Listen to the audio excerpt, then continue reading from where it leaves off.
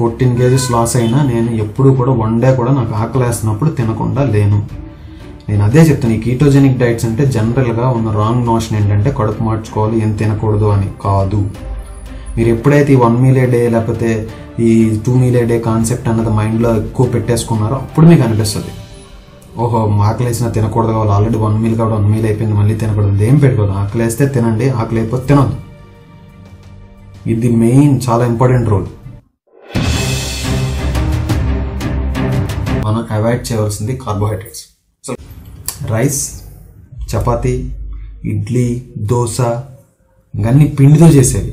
మినపట్టు, పెసరట్టు పిండి పదార్థం అయి ఉంటే అది తెలుగులో చెప్పాలంటే అంటే అదొక గ్రెయిన్ నుంచి లెంటిల్స్ అంటాం. లెంటిల్స్ నుంచి any dal item you take it's a carbohydrate, pure carbohydrate. We have to avoid rice anyway, rice, wheat, chapati, millets, Jewar, anything ఇవన్నీ మనం కంప్లీట్గా అవాయిడ్ చేయవలసి ఉంది. సో ఇప్పుడు ఏం తినాలి, మరి ఆకలేసింది. ఇప్పటి వరకు మనం చూస్తే ఆకలేస్తే ఇవే తిన్న పరిస్థితి. సో ఇప్పుడు ఏం తినాలన్నది మనకి పెద్ద question. Any number of eggs, maybe you can have 6, 7, 8, 9, 10 depending. For example నేను మార్నింగ్ బ్రేక్ఫాస్ట్కి ఒక 2 eggs తిన్నాను, లంచ్ 3 eggs, డిన్నర్ 3 eggs. లేదంటే మార్నింగ్ బ్రేక్ఫాస్ట్ 3 eggs తీసుకున్నా, lunch 2 eggs, dinner another 2 eggs. అంటే మీరు ఒక 8 to 9 eggs వరకు తిని దాంతోపాటు వెజిటబుల్స్, అన్ని వెజిటబుల్స్, అన్ని గ్రీన్ వెజిటబుల్స్ మనం తినొచ్చు, ఏం ప్రాబ్లం లేదు. అవాయిడ్ చేయవలసిన వెజిటబుల్స్ కొన్ని ఉన్నాయి. అవి ఏంటంటే పొటాటో, తర్వాత దుంపకూరలు, అరటికాయ, సో బీన్స్ కొంతవరకు అవాయిడ్ చేయడం మంచిది. తర్వాత క్యారెట్, ఎనీవే దుంపకూరలాగా వస్తుంది కాబట్టి క్యారెట్ ఇనీషియల్గా కీటోజెనిక్ డైట్స్లో అవాయిడ్ చేయడం మంచిది. వన్స్ కీటోజెనిక్ స్టార్ట్ అయిపోయాక కొంచెం మొత్తంలో తీసుకున్నా పెద్ద ప్రాబ్లం ఏముండదు.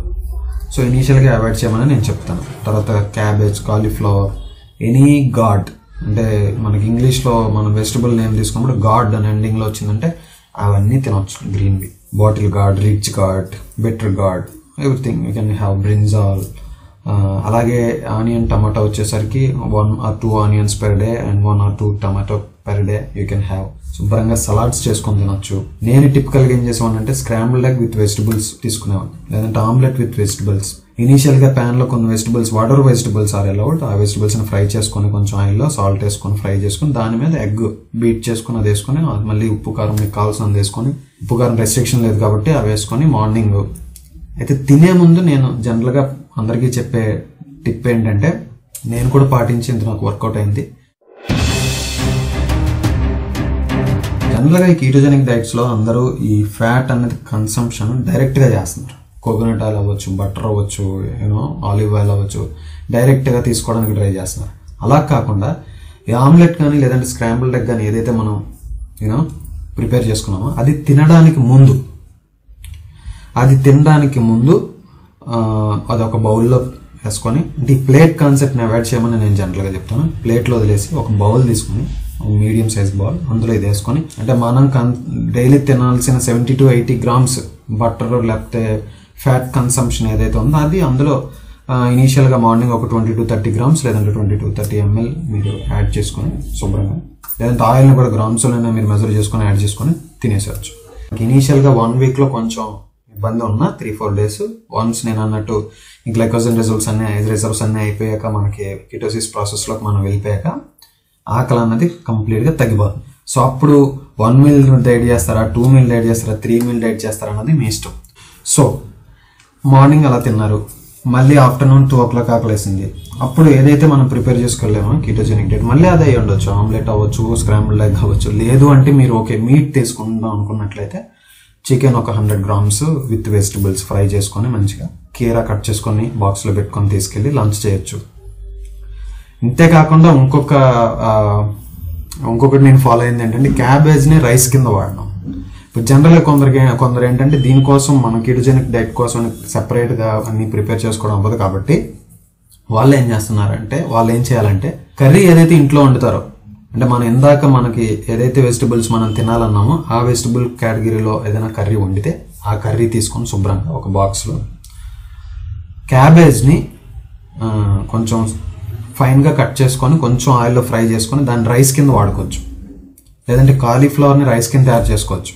కాలీఫ్లవర్ని బాగా ఫైన్గా కట్ చేసుకొని దాన్ని బాయిల్ చేసుకొని దాన్ని రైస్ కింద వాడుకోవచ్చు. Cabbage rice, cauliflower rice. లేదంటే కాలీఫ్లవర్ రైస్ మాకు ఆన్లైన్లో కూడా దొరుకుతున్నాయి, అదే వాడుకోవచ్చు. ఈ కర్రీతోనే తినొచ్చు. మీరు సెపరేట్గా ఏదో డైట్ చేసేస్తున్నారన్న ఫీలింగ్ ఉండదు. బట్ గుర్తుంచుకోవాల్సింది ఏంటంటే మీరు ఫ్యాట్ యాడ్ చేయాలి మీరు అది డైట్ తినేటప్పుడు. సో ఈ లంచ్ డిన్నర్ అన్న పదాలు కూడా నేను ఎందుకు వాడుతున్నానంటే మేబీ మధ్యాహ్నం టైంలో ఈవినింగ్ లేకపోతే తినేది లంచ్ కింద, పడుకునే లోపు తినేది డిన్నర్ కింద కన్సిడర్ చేయడం కోసం అంతే తప్పితే ఈ లంచ్ అంటే 12 to 2 మధ్యలో తినాలి, డిన్నర్ అంటే 6 to 9 మధ్యలో తినాలి, లేకపోతే అట్లాంటి అన్ని తీసేయండి మైండ్లోంచి. Unlearning is important. అన్లెర్నింగ్ చేసినప్పుడే మనం న్యూ లెర్నింగ్ అన్నది పాసిబుల్ అవుతుంది.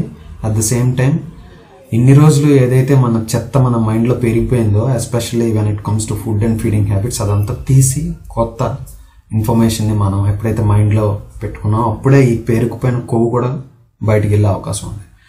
మైండ్లో ఉన్న చెత్తను తొలగించకపోతే మేము బాడీలో ఉన్న చెత్త కూడా బయటికి వెళ్దు. ఏం మైండ్లోంచి తొలగించాలి?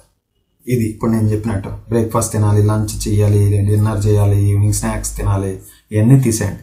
ఎప్పుడు ఆకలి అనిపిస్తే అప్పుడు. మార్నింగ్ లెగిచారు, మీకు ఇనీషియల్గా ఈ డైట్ స్టార్ట్ చేసినప్పుడు వెంటనే ఆకలేయచ్చు, లెగ్గానే ఆకలేయచ్చు. శుభ్రంగా ఆమ్లెట్ వేసుకొని ఒక స్క్రాంబుల్ ఎగ్ చేసుకొని నేను అన్నట్టు ఫ్యాట్ యాడ్ చేసుకొని వెజిటబుల్స్ యాడ్ చేసుకొని తినేసాను. మళ్ళీ ఎప్పుడు ఆకలేస్తే చూడండి, అది ఇట్ కుడ్ బి 1 అవ్వచ్చు, 2 అవ్వచ్చు, 3 అవ్వచ్చు, 4 అవ్వచ్చు. ఆఫీస్లో కొలీగ్స్ లంచ్కి వెళ్తున్నారు, వాళ్ళతో పాటు వెళ్ళి తినాలి, లేకపోతే ఇంట్లో అందరూ లంచ్ చేస్తున్నారు, వాళ్ళతో పాటు కూర్చొని తినాలి. ఈ కాన్సెప్ట్స్ అన్ని కొన్ని రోజులు పక్కన పెట్టండి. ఈ కాన్సెప్ట్స్లోంచి బయటకు వచ్చి, ఈ ప్రీ డిఫైన్డ్ నోషన్స్ నుంచి బయటకు వచ్చి మనం ఈ డైట్ అనేది ఫాలో అవ్వాలి. పిచ్చి పిచ్చి పనులు చేయొద్దు. Listen to your body carefully. మనం ఏదైతే తినమంటున్నా అవి తినండి, ఫ్యాట్ ఇవ్వండి, కిటోసిస్ ప్రాసెస్లోకి వెళ్ళిందో లేదో చెక్ చేసుకోండి, ఫ్యాట్ బర్నింగ్ అవుతుందో లేదో చూసుకోండి, వెజిటబుల్స్ ఇస్తున్నామో లేదా, ఇనఫ్ ఫ్లూయిడ్ ఇస్తున్నామో లేదా అన్నీ చూసుకోండి. నెంబర్ ఆఫ్ మీల్స్ పెద్ద సీరియస్గా తీసుకోవద్దు.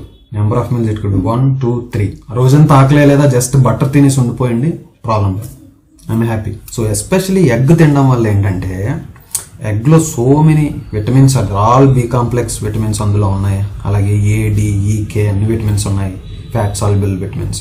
అంతేకాకుండా మీకు మెనీ ప్రోటీన్స్, మనకు కావాల్సిన అన్ని ప్రోటీన్స్, ఆల్ ప్రోటీన్స్ వస్తారు దేర్ ఇన్ ఎగ్.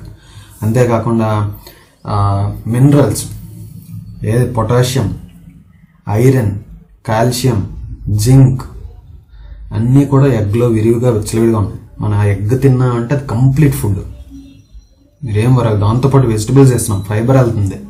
అంతేకాకుండా లెమన్ తీసుకుంటున్నాం, వాటర్ కన్సంప్షన్ చేస్తున్నాం. అంతేకాకుండా అవసరమైతే మల్టీవిటమిన్ టాబ్లెట్ కూడా తీసుకోమని చెప్తున్నాం. సో ఇలాగా మనం ప్లాన్ చేసుకోవాలన్నమాట. సో నేను తినాల్సిన ఐటమ్స్ ఏంటో మీకు చెప్పాను, దాన్ని ఎలా ప్లాన్ చేసుకోవాలి, దీన్ని ఒక డిష్ కింద ఎలా తయారు చేసుకోవాలి, లేదంటే ఎలా ఒక చిన్న చిన్న సింపుల్ టిప్స్ అండ్ ట్రిక్స్తో మనం ఎట్లా వెయిట్ లాస్ అవ్వాలి అన్నది మనకు మనం కూడా ఆలోచించుకుని. ఇప్పుడు లేదంటే అది నేను చేయగా నాకు ఇలా ఐడియా వచ్చి దాన్ని ఇంప్లిమెంట్ చేసి వర్కౌట్ అవుతుంది కాబట్టి అది ఫాలో అయ్యాను నేను. దానివల్ల చాలా వెయిట్ లాస్ అయింది. నేను ఎప్పుడూ కూడా కడుపు మార్చుకోలేదు నా వెయిట్ లాస్ ప్రాసెస్లో. 14 kgs లాస్ అయినా నేను ఎప్పుడు కూడా వన్ డే కూడా నాకు ఆకలి వేస్తున్నప్పుడు తినకుండా లేను. నేను అదే చెప్తాను, ఈ కీటోజెనిక్ డైట్స్ అంటే జనరల్గా ఉన్న రాంగ్ నోషన్ ఏంటంటే కడుపు మార్చుకోవాలి, ఏం తినకూడదు అని కాదు. మీరు ఎప్పుడైతే ఈ 1 meal a day లేకపోతే ఈ 2 meal a day కాన్సెప్ట్ అన్నది మైండ్లో ఎక్కువ పెట్టేసుకున్నారో అప్పుడు మీకు అనిపిస్తుంది, ఓహో ఆకలి వేసినా తినకూడదు కావాలి, ఆల్రెడీ 1 meal కాబట్టి 1 meal అయిపోయింది, మళ్ళీ తినకూడదు. ఏం పెట్టుకోదు, ఆకలి వేస్తే తినండి, ఆకలి అయిపోతే తినదు. ఇది మెయిన్ చాలా ఇంపార్టెంట్ రోల్. ఇప్పుడు విఆర్కే డైట్స్లో ఆయన కూడా ఇదే చెప్తున్నా సరే 1 meal 2 meal అనేసరికి కొంచెం కన్ఫ్యూజన్ ఉంది బాగా జనాల్లో.